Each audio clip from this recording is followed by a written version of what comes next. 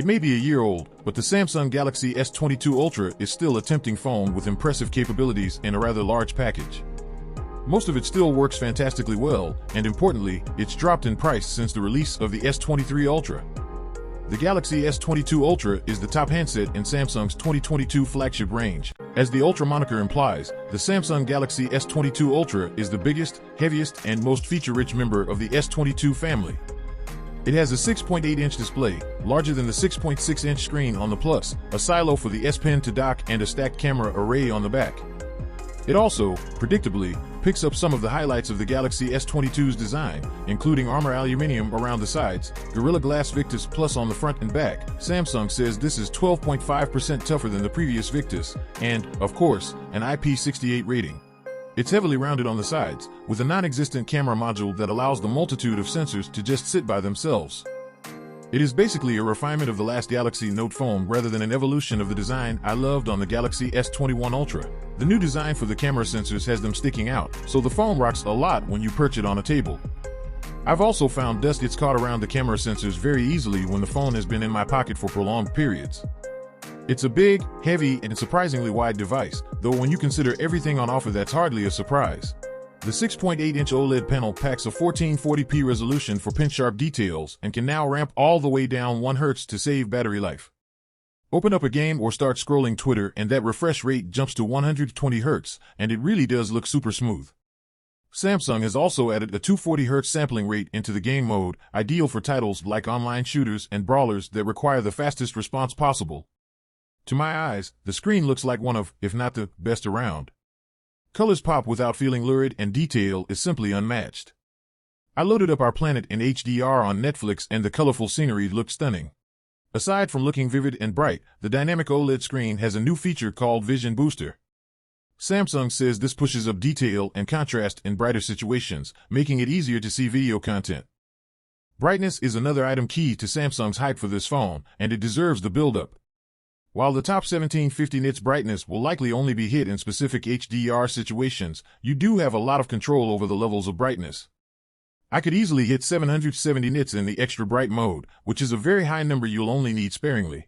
The screen is made to work with the S Pen, which is now included with the phone and slots away in a silo next to the USB-C port when not in use. Latency has been reduced from 9 milliseconds to 2.8 milliseconds for more natural writing, and Samsung claims the software uses AI skills to predict what you'll write next. The S Pen felt as good as it did on previous Note phones, and it's very responsive. I tried, but it's virtually impossible to spot any lag between the pen touching the display and the ink appearing. Popping it out and jotting down a shopping list or quick to-do list remains fast and natural. For those that love the S Pen, you'll still love it here. The camera setup is certainly the star of the Galaxy S22 Ultra, and Samsung clearly wants to rival other 2022 flagships for the title of the best camera phone, and it still holds up well in 2023. Samsung has done a very good job. The camera is brilliantly versatile, easily surpassing Apple and Google for zoom skills. While it's far from always about the actual tech on offer, Samsung is king when it comes to packing in megapixels and other high-end camera equipment into its phones. For instance, the S22 Ultra uses a 108-megapixel sensor on the back with an f/1.8 lens, dual-pixel focusing and OIS, though that has been usurped by the even bigger 200-megapixel sensor on the newer S23 Ultra. Pictures from the main rear camera are good, though not a huge leap in quality from the S21 Ultra. Colors are rich and vibrant and detail is pin-sharp. I would even say certain shots can look a little too sharp, especially street photography where there are various details battling for your attention. By default, it'll combine multiple pixels from that 108MP sensor together, though you can shoot at full res if you want. Next to this, there's a 12MP ultra-wide, f/2.2, 120-degree field of view, and a duo of 10-megapixel telephoto cameras. One of these packs 3x optical zoom, while the other ups it to 10x. If that's not enough zoom, the space zoom feature returns, allowing up to 100x digital zoom with the help of some AI super resolution tech. Zooming is where the S22 Ultra impresses. The capabilities on offer easily beat the competition from Apple and Google. I'm not talking about hitting 100x, these shots still look grainy and generally are a mess, but at 10x and below the results are fantastic. I stood outside Trusted Reviews HQ and zoomed 10x towards the tip of the shard, and the resulting images are crisp and perfectly usable. Around the front, there's a 40-megapixel selfie camera that captures nice snaps with good skin tones and not too much overbearing sharpening or smoothing. The theme of AI runs through a lot of what Samsung is doing with the camera here.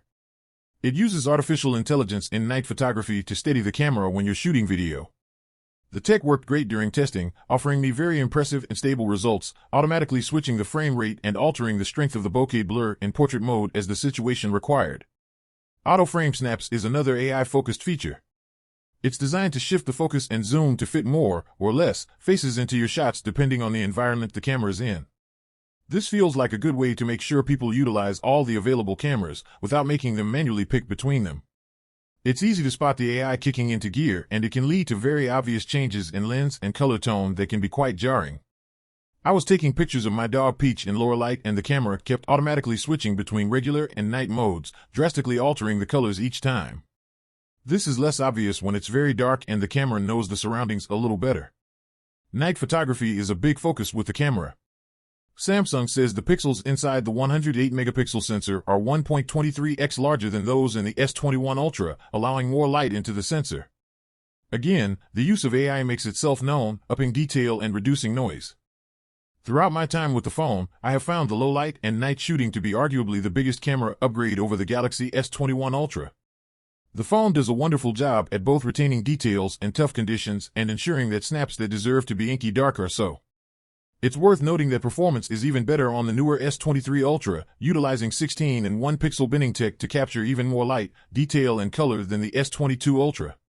If low-light photography is a focus for you, it might be worth opting for the newer model. The chipset sitting at the heart of the Samsung Galaxy S22 Ultra will vary depending on the region. US buyers, for instance, get the Snapdragon 8 Gen 1 chip from Qualcomm, whereas those in the UK get the Exynos 2200 variant. Both chipsets are built upon the 4nm architecture, meaning they should be more efficient than the outgoing 5nm models. Interesting side note, that was the last time Samsung split the processors, with the newer S23 Ultra sporting a custom Snapdragon 8 Gen 2 for Galaxy worldwide. RAM options range from 8GB to 12GB, while storage ranges from 128GB to 1TB. The base RAM level is a little lower than the S21 Ultra, but Samsung says this is negated by improved virtual RAM options. My review sample is the 12GB per 256GB Exynos model. As you'd expect, there's 5G support, plus Wi-Fi 6 and 6E connectivity for those with a supported router and UWB for devices that work with ultra-wideband such as Samsung's SmartTag. Samsung is great at using the latest tech and standards, and that's very much at play here. That's the specs part out of the way, but how does the Galaxy S22 Ultra actually perform? For the most part, the updated chip offers a small upgrade over the outgoing Exynos chip. There are slight improvements in the scores achieved in synthetic benchmarks like Geekbench 5 and Antutu, and a more notable bump in 3D Mark's GPU tests. More importantly, the S22 Ultra stays cooler in these tests and seems to be able to push performance for a sustained period without any throttling. This will be great news for those who put constant hours into demanding titles like Genshin Impact. With real-world use, the Galaxy S22 Ultra feels fast. Call quality and Wi-Fi performance are both good, but speakers aren't as rich as those on the iPhone 13 Pro Max. There remains no expandable storage, so choose wisely when you purchase. Samsung's One UI, based on Android 12, is a respectable Android skin. There are some of Android 12's best features here, including a play on the Material U theming engine. One UI is packed with features, and it ticks a lot of boxes. The battery saver modes are excellent, you have a lot of control over performance, and the updated Notes app adds in support for more language for its handwriting recognition. What's more important though is that Samsung is seriously supporting this phone when it comes to updates. There's a promise of 5 years of updates and 4 major OS updates. That means the S22 Ultra will still be supported when Android 16 rolls around. Considering how many big Android phones only get 2 major OS updates, this is huge news and shows that investment should last for a number of years. I mentioned concerns about battery capacity in my hands-on with the Galaxy S22, but I didn't have the same qualms here, and I have generally found the endurance on par with Galaxy S21 Ultra. This is to say it's good, but not exactly groundbreaking. Inside the S22 Ultra, there's a 5000 mAh cell, which is paired with an efficient screen and 4nm chipset for good battery life. There's no charger supplied, though the Galaxy S22 Ultra can fast charge with both 25W and 45W plugs. Using the included USB-C cable, I was impressed with the speeds. A quick 5-minute charge gave me 10%, while I hit 25% in 11 minutes. 25 minutes got me past 50%, and I consistently hit 100% in around an hour. 15W Qi Wireless is supported too, as is wireless power share for charging up other devices like watches and earbuds wirelessly. What do you think? Tell us down in the comments. Be sure to subscribe and hit the notifications bell. Thank you for watching.